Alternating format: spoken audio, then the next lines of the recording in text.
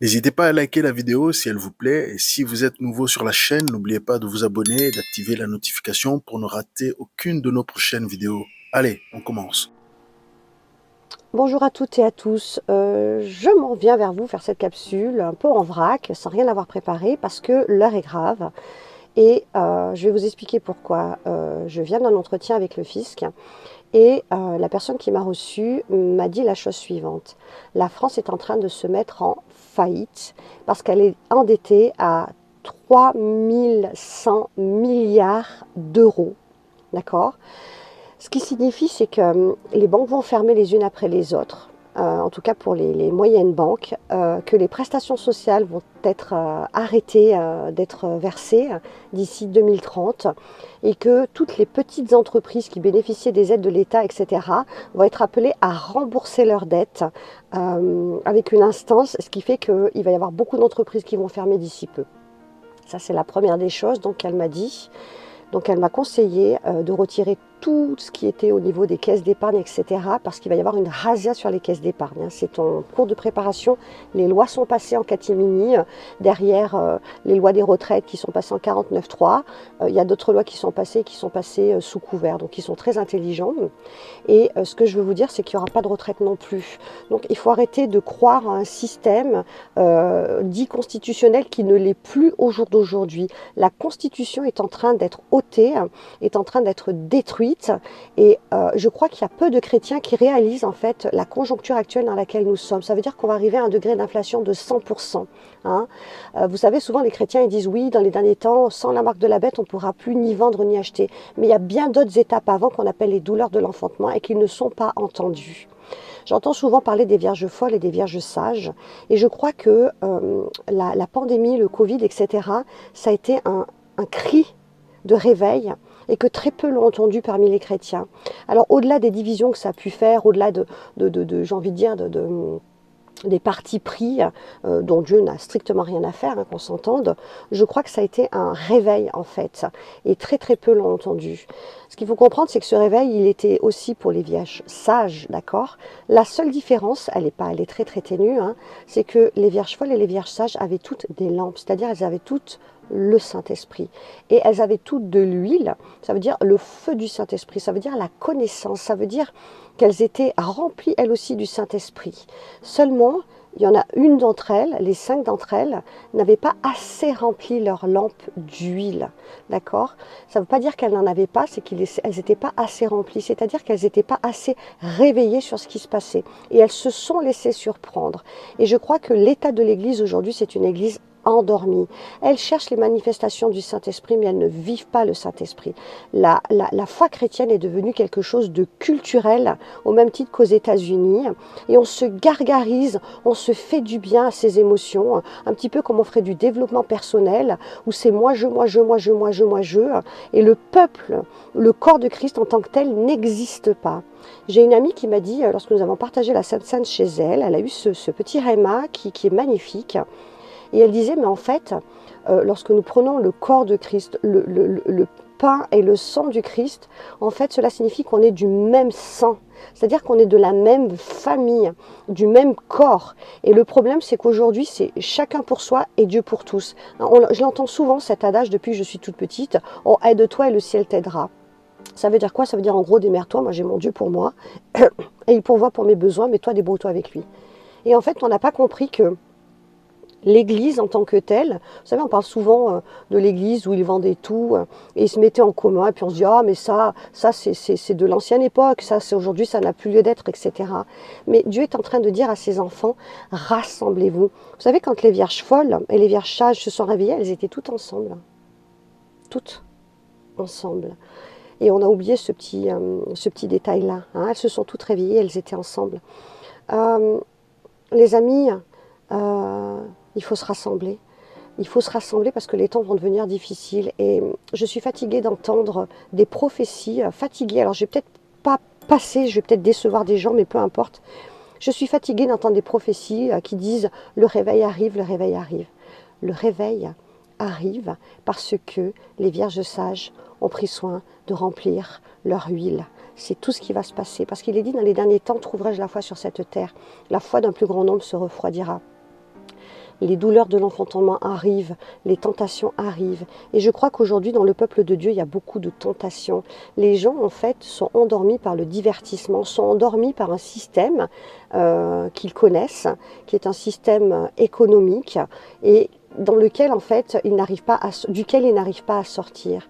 Et je crois que l'Église va être chahutée, non pas pour qu'elle souffre et qu'elle soit martyre, loin de là, mais je crois qu'elle va être chahutée parce qu'il va falloir placer sa confiance en Dieu. Et trop de chrétiens, je le vois autour de moi, je suis désolée de le dire, mais trop de chrétiens s'appuient encore sur les richesses de ce monde. Et ils n'ont pas compris que Dieu va faire un transfert de richesses d'ici peu de temps et que c'est pas du tout dans cet enjeu économique que les choses vont se passer puisque le système économique est en train d'être détruit. Je vous invite à vous réveiller, je vous invite à vous rassembler, à poser des projets ensemble, à poser des projets communs pour vous donner un avenir et de l'espérance. La Bible dit que celui qui s'isole court à sa ruine. Plus vous allez continuer de penser solo, à vouloir protéger uniquement et simplement votre famille des temps qui viennent, plus vous allez courir à votre ruine. Je vous le redis, faites attention, le système économique est en train de s'écrouler. Et je vais vous dire une autre chose. Le Vatican est la deuxième puissance mondiale au niveau de l'or et des réserves d'or. Et souvent, je me posais la question en me disant, mais nous sommes des pays laïcs, comment se fait-il que les présidents viennent embrasser le pape? Comment se fait-il que les premiers ministres viennent embrasser le pape? Eh bien, parce que c'est une puissance économique, d'accord? Si le Vatican voulait irradier la pauvreté dans le monde, ça fait longtemps que ce serait fait. Réveillez-vous, les amis, il est vraiment temps qu'on se réveille. J'ai rien contre les catholiques, absolument rien, mais c'est pour vous dire un petit peu les enjeux économiques et à quel niveau ils se jouent. Et quand on parle de paix sur le plan religieux, c'est une paix géopolitique aussi que l'on s'entend derrière. Et cette paix, c'est cette paix qui dit, c'est là qu'une ruine soudaine s'abattra sur le monde. Et regardez un petit peu ce qui se passe. Vous savez que ce soit la Russie qui crée le BRICS ou que ce soit l'Europe et le regroupement US-Europe, etc., qui veulent défendre leur économie parce que la Chine aujourd'hui est devenue plus forte que les États-Unis en matière de commerce. Donc ce sont des guerres économiques, des guerres froides économiques qui se jouent, mais que ce soit d'un côté ou de l'autre de la frontière, ce qui se passe, c'est que ce sont tous des systèmes capitalistes, mondialistes, qu'on le veuille ou pas. Donc ça ne changera rien. Et d'un côté comme de l'autre, il n'y a rien qui va évoluer et il n'y a rien qui va aller dans le sens que Dieu a choisi. Et ça, il faut le comprendre. Ne placez pas votre confiance dans des politiques, ne placez pas votre confiance dans des systèmes économiques actuels, ne placez pas votre confiance dans les systèmes de ce monde.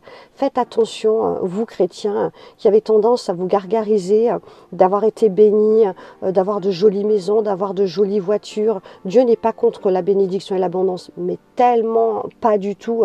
Mais il y a des fausses croyances en France, il y a un grand esprit de pauvreté et il y a aussi beaucoup d'orgueil lorsque Dieu intervient dans nos finances. Tout ce que Dieu donne, c'est à lui que ça appartient. Nous sommes simplement et uniquement les gestionnaires des biens de Dieu.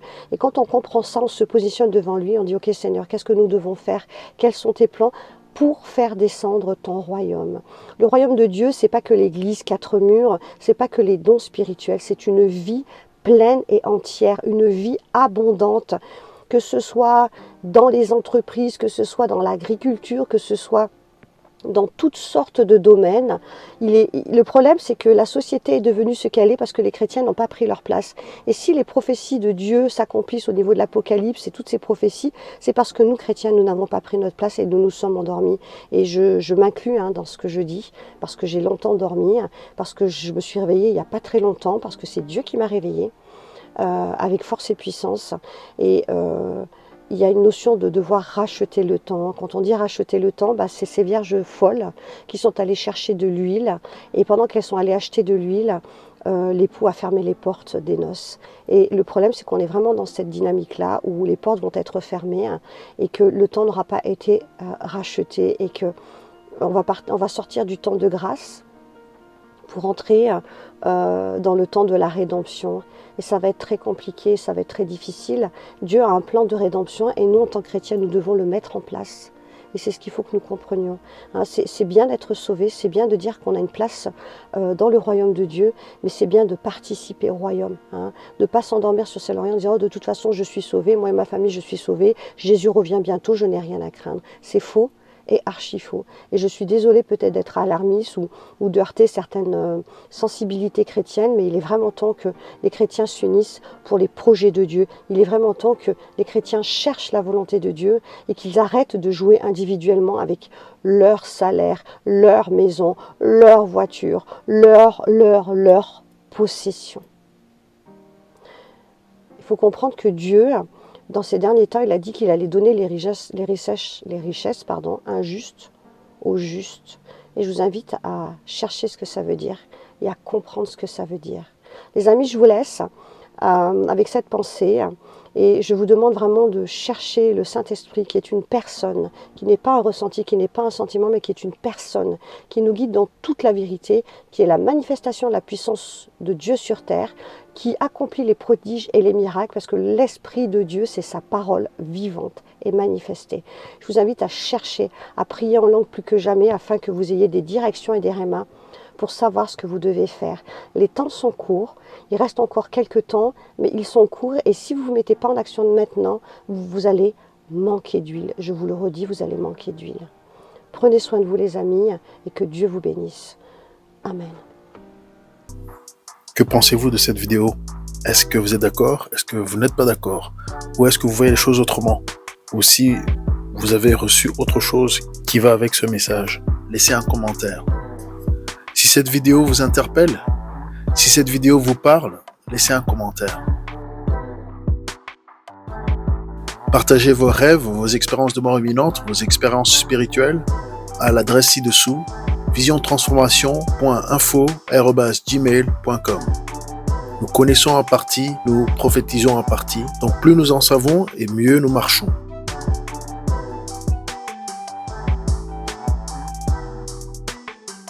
Vous pouvez désormais soutenir la chaîne via PayPal ou en nous achetant un café.